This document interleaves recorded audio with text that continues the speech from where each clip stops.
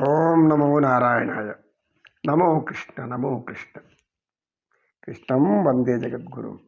పరమాత్మ పరమేశ్వరాన్ని లీలా వినోదాలు వింటుంటే మహానందకరం కదా.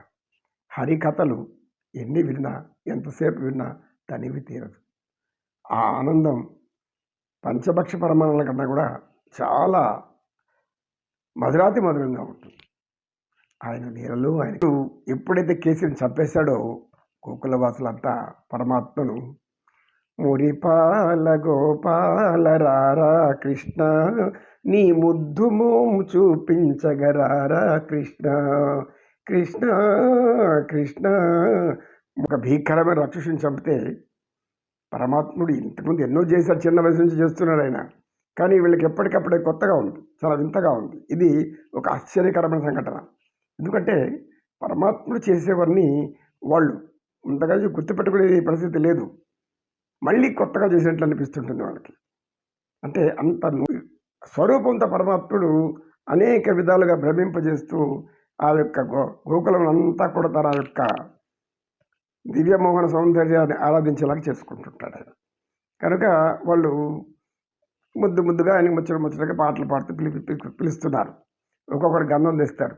గంధము పుయ్యరుగా పన్నీటి గంధము పుయ్యరుగా అన్నమైన ఎదునందనుపై కుందన వదరిలు చిందగ పరిమళ గంధము పుయ్యరుగా పన్నీటి గంధము పుయ్యరుగా అని ఒకరు గంధం పూస్తుంటే, ఇంకొకరు 17 జల్లుతుంటే బలరామకృష్ణుల మీద ఒక్కొక్కరు ఈ విధంగా పూలమాల వేసి ఆనందిస్తున్నారు.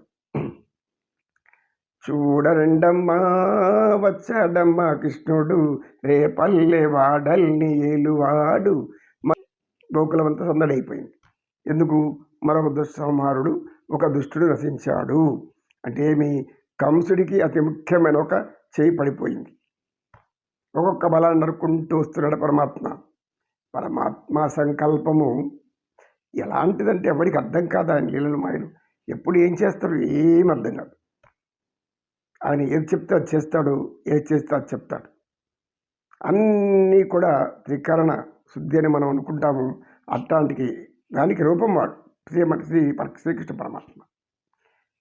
ఎందుకు? పరమ పవిత్రుడు, పరమ పావనుడు, పరమేశ్వరుడు, ఈశ్వరాంశ సంభూతుడు. గోవింద గోవింద.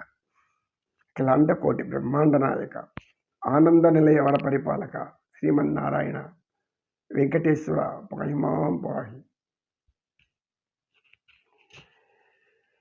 ఓం నమో నారాయణాయ. కృష్ణం వందే జగద్గురుం.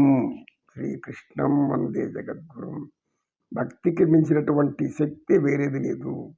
భక్తికి మించినటువంటి అనురక్తి ఇంకొకటి లేదు పరమాత్మ దగ్గరకు చేర్చడానికి.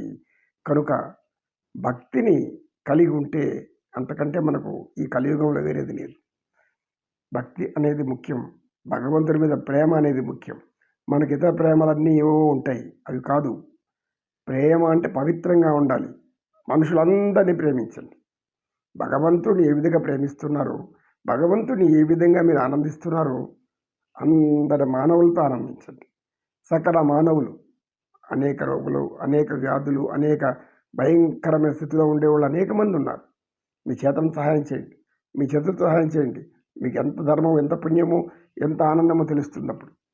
చేతుల్లో లేనివాడు అయ్యా అన్నప్పుడు అనేక మంది కసిరి కొడతారు. ఇదే పని అయిపోయింది, పోతాద్దురు అంటారు. తప్పు, చాలా తప్పు. లేకుంటే అడుక్కుంటున్నాడు, ఉంటే ఎందుకు అడుక్కుంటాడు? ఇది మనకు రావాల్సిన ఆలోచన. ఉంటే ఎందుకు అడుక్కుంటారు వాళ్ళు? దీనస్థితిలో, లేని స్థితిలో, ఏ కారణాల చేతనో అనాథలైపోయి అలా రోడ్లంబడి తిరుగుతూ ఉంటారు. అడిగినప్పుడు మన దగ్గర ఉంటే ఇచ్చేది, లేదంటే లేపు అవసరం లేదు. మన దగ్గర లేకుంటే మనం ఏం చేయలేం. ఉన్నప్పుడు ఒక 10 రూపాయలు ఉంటే ఒక రూపాయి వేయండి అక్కడ. వాళ్ళు ఒక పూటకైనా ఒక టీ అన్న కాఫీ ఏదో వస్తుంది, అది కూడా 10 రూపాయలు 15 రూపాయలు అయిపోయింది. టీ కాఫీ ఇటువంటివంతా కూడా 10, 20, 100 అట్లా వెళ్ళిపోతూ ఉంటాయి. కొంతకాలానికి ఎంత పోతుందో ఏమో తెలియదు మనకు. కానీ సహాయం చేయండి, దానం చేయండి. పుణ్యం పురుషార్థం. పురుషార్థం అంటే మగవాళ్ళకని కాదు, స్త్రీలకు కూడా. పురుషుడు స్త్రీలలో ఉన్నాడు, పురుషుల్లో ఉన్నాడు, అందరిలో ఉన్నాడు. పురుషుడు అంటే ఆత్మ. పురుషుడు అంటే ఆత్మ. మనకు రావాల్సిన జ్ఞానం ఆత్మ అని లింగపరంగా భౌతిక పరంగా స్త్రీలు వేరు పురుషులు వేరుగా ఉండొచ్చు, కానీ ఆత్మపరంగా స్త్రీలు పురుషులు అందరూ కూడా అందరిలో ఉండేది ఆత్మే పరమాత్మ. గోవింద్. కృష్ణం వందే జగద్గురు.